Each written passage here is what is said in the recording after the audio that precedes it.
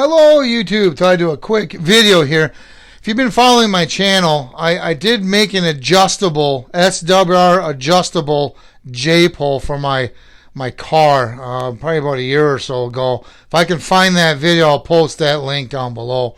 Well, this time I made an adjustable for SWR, a J-pole for a repeater or base station. Now, I made this using 1/2-inch conduit. Why? Well, that's what I had here. But also, 1/2-inch conduit is much cheaper than copper pipe. If I remember correctly, I believe a 10-foot 1/2-inch conduit's like $6.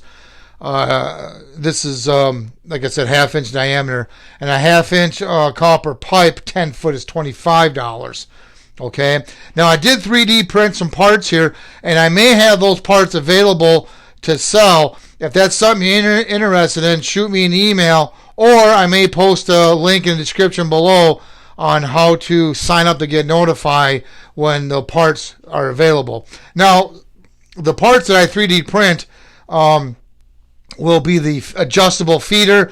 Maybe then I'll also have an adapter so that you can, this will plug into a 3/4-inch PVC pipe. I may maybe some type of a brace in here too. I may make that. But nevertheless, I need to test this a little bit more before I do that.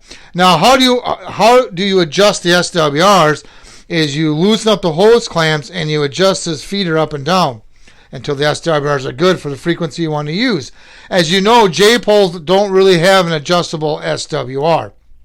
So this one does. And let's see how this does. I have it hooked up to the analyzer. And this is, let me turn off this light here. This is what I get at 462.625, 1.1. Now, if I go all the way down, I got my analyzer calibrated from 460 to 470 megahertz.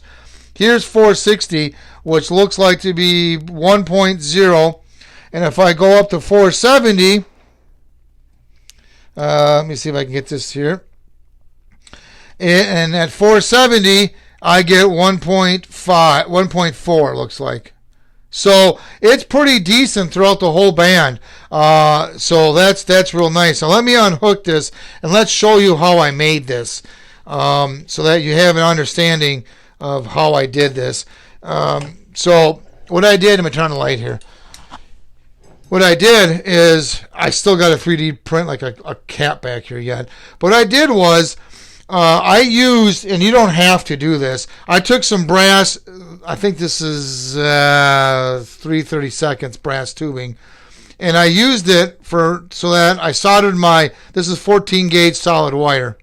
I soldered a chunk of it, like you can see there, to kind of help get a better connection. You don't have to do that. You could probably just use the wire itself, but I just wanted to get a better connection there.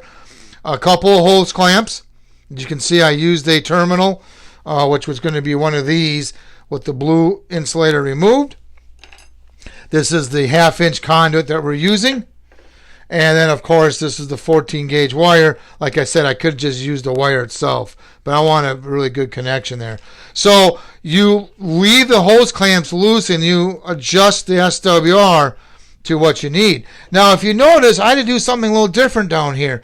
Normally, you bend the J-pole, but in this case, the problem is bending it so I get the right spacing so this can move freely up and down was a challenge. So I came up with threaded rod, 1/4-inch threaded rod, and I just adjusted it so that I could slide this easily. I tightened it down. Once I got the SWRs all good by adjusting this, I tightened the hose clamps down and I snugged up these tighter, and that's how you adjust the SWR.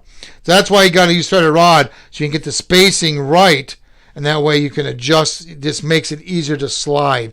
Now, there's a J-pole calculator web page that you can do to calculate this. I'm still kind of playing with it, so I don't really want to say what my measurements are.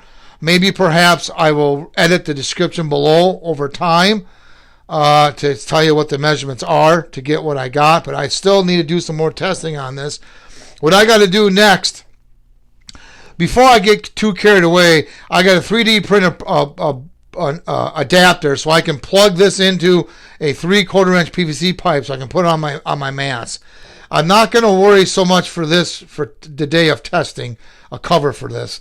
But if it tests fine with mother coax and everything looks good, then I will 3D print a cover back here that you would use silicone to mount it to kind of keep this from getting wet.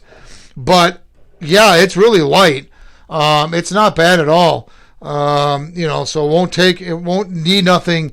It's not heavy where you got to worry about it, swaying so much.